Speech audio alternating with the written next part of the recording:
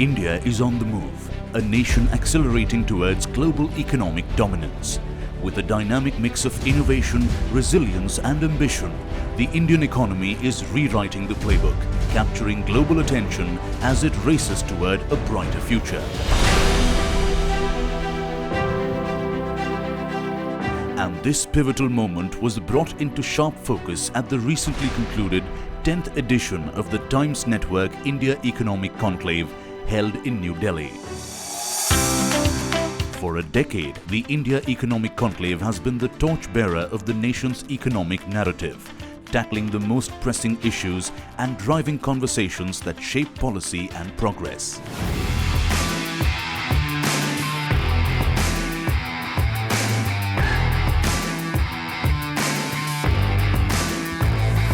This year was no exception.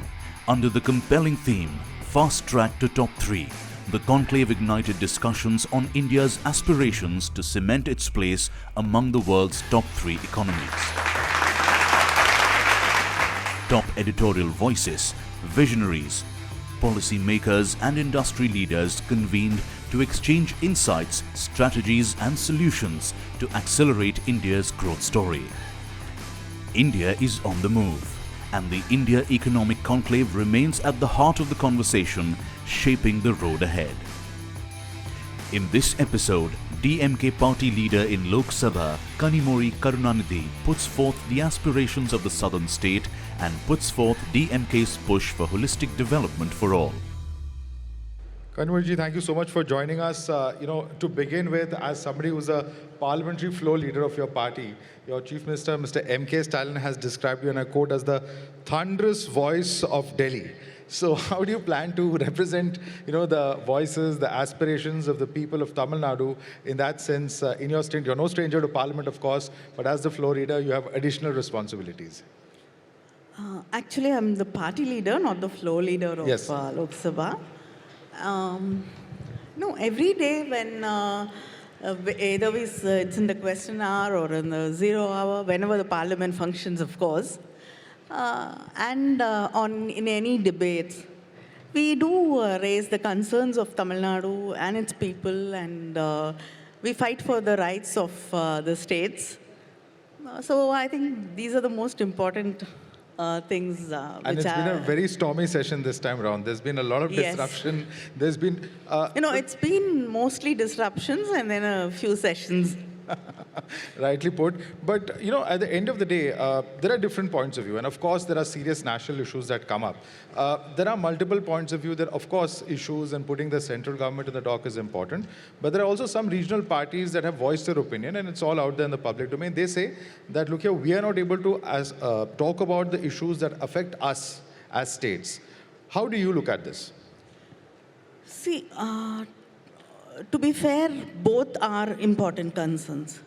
When you want to raise something, which is of importance nationally and which affects everybody, and the government does not allow debate or discussion on it, then we have no choice but to protest. And sometimes, to be very honest, I think the government also sometimes is not prepared to discuss it, so it's easier to adjourn the parliament. But isn't that such a waste of people's taxpayers' money? Because such valuable time, so many resources that go into parliament. Yes, definitely. I think when the opposition parties want to raise an issue, I think any government should allow that, and there should be a discussion and a debate about it. Whatever questions are raised, I think it is the duty of the government to answer it. Right. So when you don't give space for that, there are so many issues which have been, given to the parliament to, have a discussion on it. And when the government refuses, after a point, the opposition doesn't have a choice. And we have to, disrupt parliament. Right. But of course, others, whatever is considered as smaller issues or issues of the states, that, it affects us also. As a state, it affects us, and we want to talk about things which our people are interested in. That gets lost in the process. So it's very sad on one side. when so many things are there of which concerns people and we're not able to raise it. Absolutely. Now, we've been seeing protests on a number of issues, in Parliament, but some of the opposition parties, the TMC, the SP, for instance, have not been participating in those protests. We've also recently seen senior leaders like Mr. Lalu Prasad Yadav, Mr. Sharad Pawar, all talk about the need for a change as far as the India Alliance's leadership is concerned. Where do you stand on this? No, our party is, we are quite happy with the way it is. But of course, when there is a consensus, when there is going to be a discussion, and if there needs to be a change, or if everybody wants to, there's a consensus with that, I don't think my leader has any issues with it. But I think we are very clear, we are with the India Alliance, and I think it is more on ideology and what is important on secularism and issues like that. Right. It's not a matter of leadership. Okay, great. Let me come to a couple of issues on Tamil Nadu's performance itself. Your state's per capita income is reported to be 56% higher than the national average, a significant contribution coming in from industries and services sectors. Sustaining this growth trajectory while balancing social equity is always the challenge. There are states which have, a high developmental index, but they don't have as much of success as far as industry is concerned. And the converse is also true. There are states which have stupendous success in industry, but they do not have the same social indicators. How do you balance this challenge? I think right from the days of the Justice Party and this Dravidian movement, the concentration has been on, social indicators improving, education for all, inclusive growth. And when you talk about education for all, we ensure that school education, reaches everybody. And we started the midday meal scheme. It was actually started, as a sample a pilot project in Chennai by the Justice Party when they were in governments. And later, Kamraj, when he was the Chief Minister of Tamil Nadu, he brought in the midday meal scheme. And of course, governments have changed, but I can say this for Tamil Nadu, that nobody has tried to stop the scheme. They've only expanded. Let it be Dr. Kalaignar when he was the Chief Minister, or Dr. MGR, or Madam Jayalalitha. Everybody has actually expanded on the midday meal scheme so that children come to schools. And Tamil Nadu has consistently worked on making sure that children come to school, finish their education, and also about ensuring that most of them go to colleges for higher education. If you look at the indicators and numbers, we are far ahead compared to, which I think Tamil Nadu's higher education enrollment is 47%, whereas the national average is only 28%. So we are far ahead because I think in the DMK government, when Dr. Kalaignar was the Chief Minister, he ensured that there are colleges in 2-tier, 3-tier cities and smaller places in districts. We ensure that there are medical colleges, government medical colleges, and also arts and science colleges in every nook and corner of the state, so that people don't have to come to larger cities like Chennai or Madurai to get a higher education. They could, because especially girls, women, children will not be allowed to, travel that far, because we are still a traditional country. So that way women got, education, and it was easier for them. They didn't have to go and spend on stay or food or anything. So children from underprivileged backgrounds also could get higher education very easily. And today the Chief Minister of Tamil Nadu, Mr. M.K. Stalin, he has brought the two schemes. One is Pudumai Pen scheme. That is 1,000 rupees to every girl who studied in a government school. When she goes to college, she's given 1,000 rupees. So that it will take care of her expenses in, academic expenses and travel expenses, whatever. So that has actually helped in improving our enrollment in colleges, nearly 34% increase. So, and now they've started the same scheme for young boys who go into colleges also from government schools.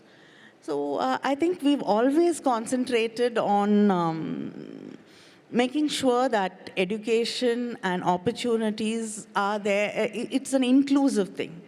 Right. It's just not leaving anybody out. Same way when you talk about health, all the human index indicators, we've ensured that, farmers get their, whatever the benefits they need to get, or women and underprivileged children. So that is, it's been a holistic growth in Tamil Nadu. And even when you bring industries, it's not centered in one particular city or something like that. We ensure that, industries go to different parts of Tamil Nadu. So nothing, is really left behind.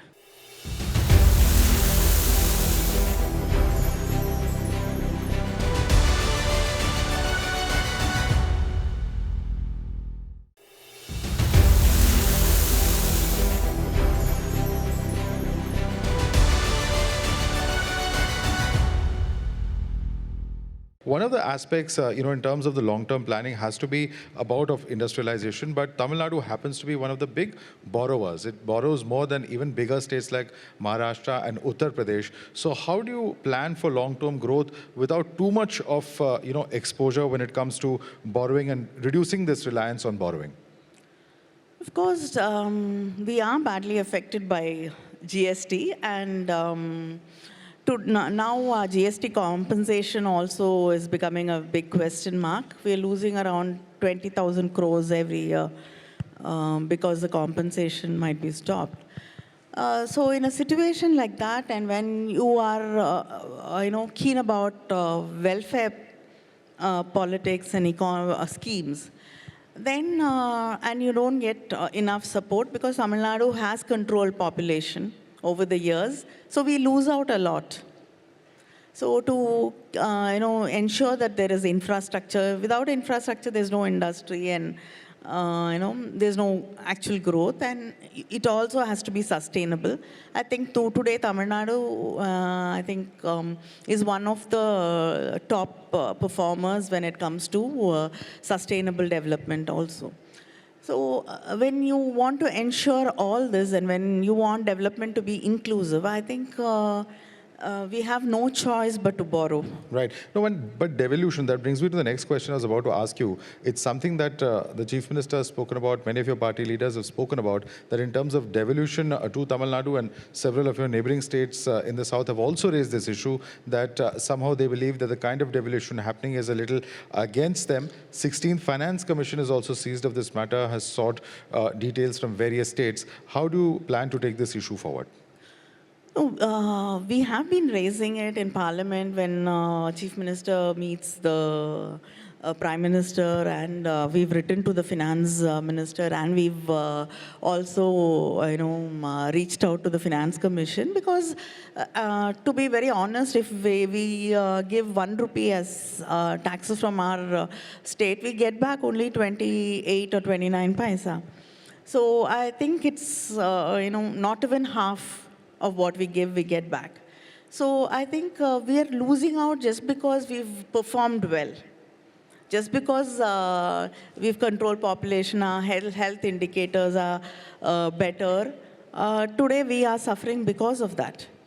And right. I think, and just because we've ensured that there is growth. No state can be punished because they did well. So that is what our Chief Minister keeps talking about, because that this is completely unfair, that what we get back in return from compared to what we give does not cover what we want to do. Recently, we've seen the Tamil Nadu Chief Minister and even the Andhra Chief Minister raise concerns in relation to delimitation. We've seen, how they have spoken about this issue. We have seen the Home Minister Amit Shah come out and say that the southern states and their issues will be taken care of. What are the exact apprehensions that you have after the center coming out to say that the apprehensions will be taken care of? No, we are worried that our population, of course, is much less compared to, and we will be losing out on the number of representatives. When we have 39 from Tamil Nadu. And again, if population is going to become the factor which is going to decide the number of seats in Tamil Nadu, we will be losing out on it. Whereas states which did not really bother and do much about population control will be gaining. They'll have more representatives in parliament. And then over a period of time, the southern states will not matter at all in parliament. So this is a very valid concern we have. States like Kerala, Tamil Nadu and others who've control population, and when our population is not on the rise. And whereas states which have not control population and who are densely populated will be gaining, and that is not the way. But can larger families be the solution? Because that's what's being spoken about now. That has also been the cause of a lot of problems in the country, So we have to, you can make it a joke, but I don't think that is the solution. Imbalance, certainly, of course, there are concerns that have been expressed. Recently, we had seen a YSRCP MP come out and demand for a parliament session to be held in the southern part of the country. He says that any state capital's assembly can be used for that. And of course, he cites pollution in Delhi, extreme weather, so on and so forth. But he also says that it would also bring the southern states closer, as in they also have a stake as far as the governance of the country is concerned. Some are citing the cost factor, some are citing other factors, saying it's unfeasible. What is your view on this? I don't think personally, I don't think it's a bad idea. We don't have to suffer the cold. South Indians are not used to it. But leaving that apart, I think it would be a good idea to, it could create a sense of belonging and being included also. So you could have a few sessions, in another part of the country, and you can have some here. Right. Ma'am, let me bring you back to the performance of the India bloc when it comes to the recent elections.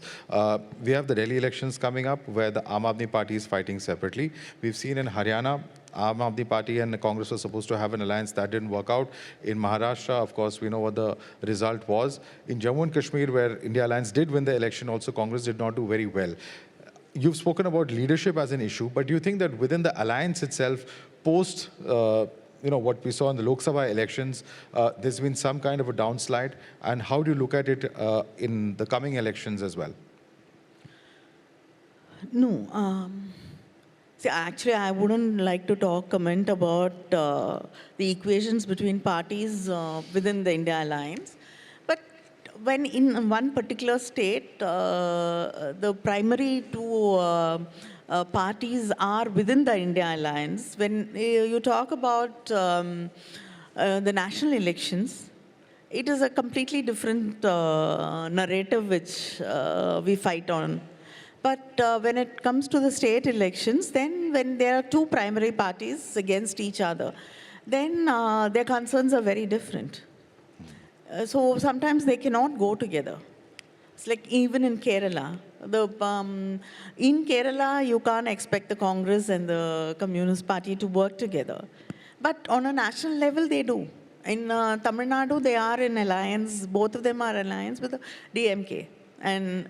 So I think it differs from state to state also, and according to the issues in the state and which are the primary parties in the state. Nationally, in the elections, we did much better than what the BJP expected us to do. And yes, we could have done a little better, but still, at least they can't change the constitution according to their will and fancy now. Right. At least that we've been able to save, which is very important. And if you talk about the coming elections, I think I have a clear picture about the Tamil Nadu elections. And I can surely tell you that the India Alliance is winning. All right. One last question before I let you go. We've seen a lot of controversies on the comments of Udaynidhi Stalin, where he compared Sanatan to diseases. While the DMK has come out to say that this is our ideological perspective on social justice, you have the BJP which opposes the comments, saying that it is an insult to a particular religion. How would you respond to this charge coming in from the BJP? No, I think he's explained it, saying that, it is against the caste system and, things which affect people, dividing people on the lines of caste. And that is what his statement was against. And it is not against any religion. All right. Ms. Kanimozhi, thank you so much for joining us and answering all those questions and giving us an insight into what we can expect as far as Tamil Nadu politics is concerned. Thank you so much. Thank you, and it was a pleasure being here. Thank you.